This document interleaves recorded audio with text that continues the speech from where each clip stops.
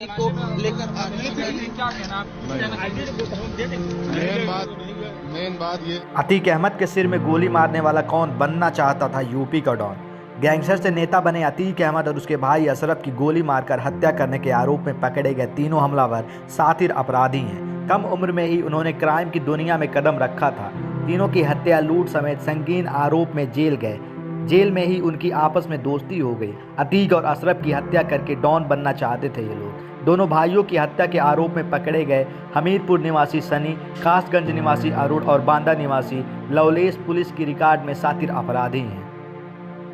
तीनों को क्वालिन अस्पताल में रखकर पूछताछ शुरू की गई तो सनी ने शुरुआत में कहा कि वह प्रयागराज में प्रतियोगी परीक्षाओं की तैयारी करता है। वहीं दूसरे ने भी खुद को छात्र बताया। तीनों से कड़ाई से पूछताछ की गई तो पता चला कि तीनों का आपराधिक इतिहास है।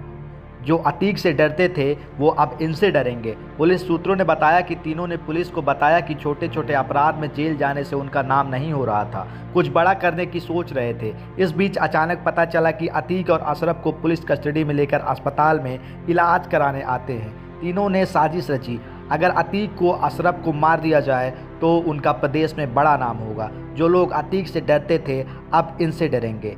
तीनों आरोपी के घर में छापेमारी की गई है। अपराध जगत में उनकी टूटी बोलेगी, यह सोचकर तीनों ने वारदात को अंजाम देने की तैयारी की। शुक्रवार को भी तीनों अतीक पर हमला करने के लिए अस्पताल पहुंचे थे, लेकिन रेकी की। जब जगह देखने के बाद शनिवार को पहुंचे और आसानी से मीडिया कर्मी बनकर माफिया का अंत कर दिया। हालांकि इस बयान के बाद पुलिस भी उनके स्थानों पर छापेमारी कर रही है और स्थानीय थानों पर संपर्क बनाने की, ब्यौरा एकत्र करने की कोशिश कर रही है। शनिवार रात में ही तीनों जिलों के पुलिस को सूचना दे दी गई है। उनके घर पर पुलिस ने छापेमारी भी की थी। उनके परिजनों को हिरासत में भी लिया गया है। बताया जा रहा है कि पकड़े गए आरोपी एनसीआर न्यूज़ की आईडी लेकर पहुंचे थे, जो कि किसी तरीके का न्यूज़ चैनल है ही नहीं। इसके पास एक ब्रांडेड कंपनी का कैमरा और 3 पिस्टल भी मिला। वहीं इस वारदात के बाद प्रयागराज की सीमा को सील कर दिया गया है।